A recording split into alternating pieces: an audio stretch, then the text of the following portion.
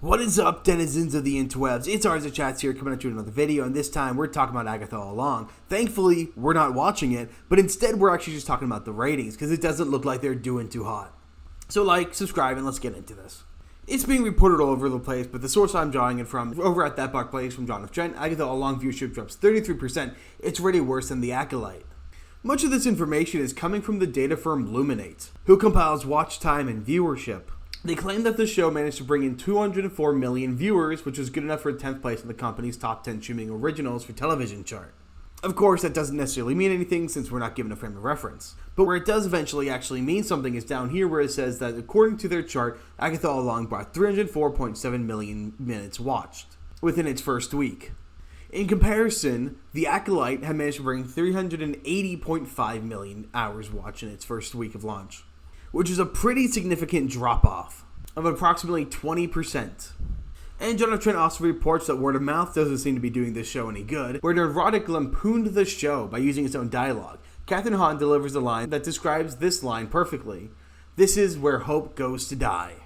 So to no one's surprise, Agatha all along seems to be trudging along at best, and it most likely isn't going to get a second season. And I know they said that it was never planned to get a second season, but let's be completely honest. They wanted a second season. Every single show like this is made with the intention of getting another season, just so people can get paid more money. And their claim that they weren't aiming for one is just cover-up to make sure that in case they don't get it, it's no big deal.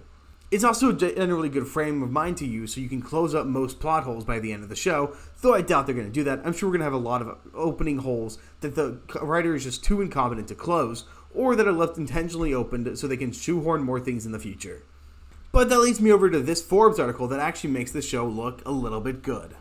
Agatha all along is a hit thanks to its lowest ever MCU budget.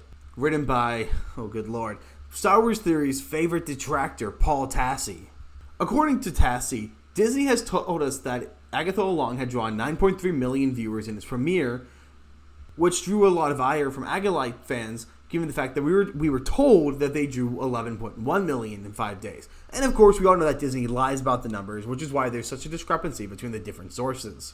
But where Agatha redeems itself a little bit is down here where they mention the budgets. So for those who don't remember, Acolyte had an estimated budget of 180 million, or at least that's what we were told. When looking at tax documents, it looks like the budget was significantly closer to $230 million, which, you know, is 15 different Godzilla minus ones you could have made. Now, reportedly, Agatha all along is the cheapest Disney Plus project we've ever had, which means that they're cheaper than Echo, which we were told the budget of that was $40 million. In order for Agatha to be significantly lower than Echo, it would be estimated by Paul Tassi that the show costs probably around $30 million. I'm going to guess it's a bit higher in that range, probably closer to the 35, and that's not counting things like shifting money around and advertisements. Because there was a whole bunch of advertising going on for the show, and I guarantee you that's not calculated into this budget. And admittedly, the show does look cheap, not in a bad sense. I'm not going to say the sets look terrible. I mean, they're not something that I would ever do for a set, but you can very clearly tell that they're on sound stages and they're not in the volume. They're actually in stages built, which is a massive plus. Because a lot of these other shows, especially the really expensive ones, use the volume heavily. And the volume does two terrible things to a film project. It makes it look cheap and fuzzy and without any definition, and it costs a lot more. So the fact that they're using soundstage is a massive plus, and you can just put so much more character into a soundstage, such as well-designed trees, and the fact that the buildings look real. Because there's just something about the way the volume looks that you can just feel that it's not real, and it really harms the suspense of disbelief when it comes to actually looking at these films. And of course, Tassi mentions that the previous episode we got, episode 3, was filmed entirely inside of a singular house. Well, almost entirely inside of a singular house, with a little bit on the road. And of course, that house is going to be a lot cheaper to build and film in than most sound stages or even the volume. There also wasn't a whole lot of visual effects that were being used, and it's very clear that most of the effects were practical. You had the water, but that was green screen. You had the water rushing in, which would have been some visual effects. And then, of course, they had, say, the pot of water boiling, they had some fog, and that's all going to be practical. So I'll say, the show looks like it didn't cost a lot to make, but I'm going to be honest, I'm going to be generous, it doesn't look cheap. I actually do enjoy the set designs in Agatha all along so far. Now, of course, here's where Paul Tassi does what he does best, and he shows us that the industry is never going to learn the correct lesson.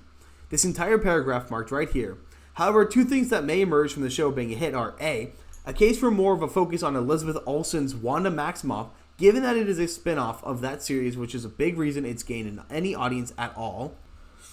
Paul Tassi. The people who watch Agatha do not know who Wanda Maximoff is. They do not care about Marvel.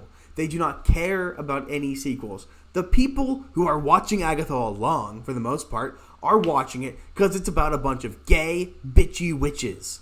It's like I've been saying in my Agatha watch-alongs. The biggest problem with the show is the fact that it's a Marvel show. The fact of the matter is the people who watch Marvel are not going to watch Agatha. And the people who watch Agatha are not going to watch Marvel. No amount of bridge crossing is going to change that. Also, Wanda Maximoff is dead. Let's keep her that way, at least for a little while. His second point is in regards to Kathryn Hahn. If she survives, perhaps a larger role for Kathryn Hahn's Agatha in the future, as she becomes a beloved character even if she's relatively low in the Marvel relevance totem pole, or at least was before this. No, Tassie, this show is not raising her anywhere up on the status. She is still the bottom of the toll. No one cares about Agatha. First of all, no one cared about her as the Fantastic Four's nanny, and now no one cares about her as the witch who killed her neighbor just for the shits and gigs. No one really wants to see Agatha in any of the future MCU projects, and well, sure, there might be a project where she could fit in. What's the purpose? The people who want to watch Marvel movies do not want to watch Agatha. Now, you could do this. You could do what DC did with the first Joker movie, not the second one. You could do what they did first, and you have the Black Label series. I don't know if Marvel runs a Black Label type storyline. They should, because I think it's a great idea for like multiverse stories. And you tell grounded supernatural stories over there. You tell the witch stories over there. You ignore the Marvel canon. You don't play the Marvel B-roll before the show starts. You play it at the very end of the show. And then, of course, the people who are watching those generally won't care about superheroes. They might be shocked when they learn it's Marvel. And if you're lucky and they really like the shows, maybe they check out the rest of the Marvel. But there's no guarantee that audience is going to transfer, so you shouldn't treat them like they will transfer. Just treat the supernatural, grounded lesbian shows as its own thing, and then eventually maybe merge it with the greater audience as a very small cameo, and nothing more. Tassie then continues, by the end of the series, we may be saying the same thing about Aubrey Plaza's Rio Vidal, and the reveal of who she really is.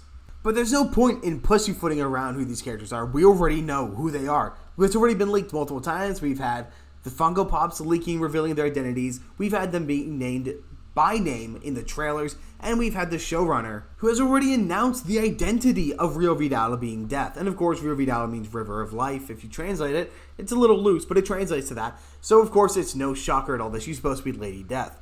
And perfect casting. I don't know about any of you, but I would definitely, if I was Thanos, I would definitely wipe out half of the population of the world just to get Aubrey Plaza to give me her favor. I accidentally scrolled down to the comments. I just love this guy right here. AX1138. The cope is strong today, Paul. Your delusions are getting comical at this point, and they really are. Now, admittedly, this Agatha news actually does harken back to what I've been saying all along. There's nothing inherently wrong with Agatha All Along being a show that Disney Plus puts out. The problem is what I've been saying all along on my watch-throughs. And if you haven't seen those, I'm breaking down really simply right here. The three issues with Agatha All Along are they're too long, they don't have an identity or core audience. The people who should be watching Agatha All Along have no interest in Marvel, and vice versa, and as I've already said. And then the third one is most of these shows are way too expensive. Why the hell would you spend $180 million, $230 million based on the tax documents, on a show that no one cares about? On a show that predates the Skywalker saga, breaks lore and canon, and is just bad in general. Agatha is actually tolerable. Like, if it's on in the background, I'm not going to Kurt Cobain myself. Though, sometimes I wish I would when I'm actively watching it. The show itself is, it's okay. It's serviceable. There's some drama. I can understand why people might like Agatha All Along. My twin sister would probably eat the show up. But she doesn't like Marvel, as a general rule. She's never going to go out of her way to watch another Marvel movie. And yeah, the show it's just too long, and it causes it to meander. Every episode is 40 minutes, but they only do about 10 minutes of actual stuff in the show. If these episodes were 20 minutes long, I would have no issue. This show would actually be watchable. I would not hate it if it was 20 minutes long. Now, of course, Joe Locke, he's obnoxious. Catherine Hahn is herself. I actually like Catherine Hahn. Zamada, she's annoying, but I don't necessarily hate her character, though she is an annoying character.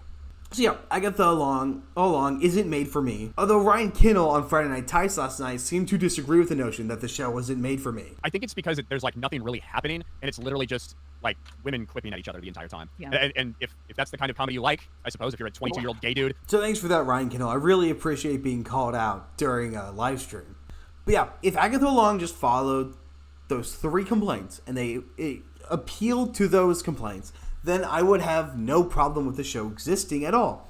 The show's cheap. $30 million isn't a terrible amount to spend on a TV show, which is cheaper than most TV shows of the similar genre like The Flash, and I'd argue that this is significantly better of a show than any episode of The Flash that came out after the 3rd season.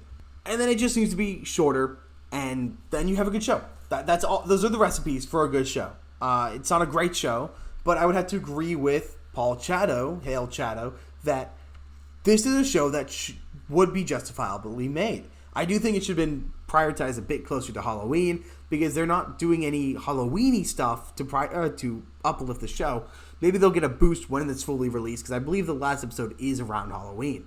But yeah, I go along. It's really not a horrendous show. Some of the other YouTube critics are a bit harsher on the show than they should be.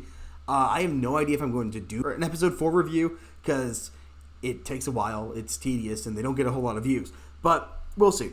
The show is generally fine, but if you want to watch it, you watch it. If you don't, you don't. Guess what?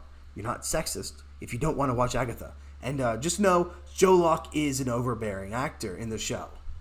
But that's pretty much all I've got for this. Let me know down in the comments if you've seen Agatha, what you think about the show, and if you think the budget makes it a success with the low viewership, or if the viewership is just too low to call this anything near a success.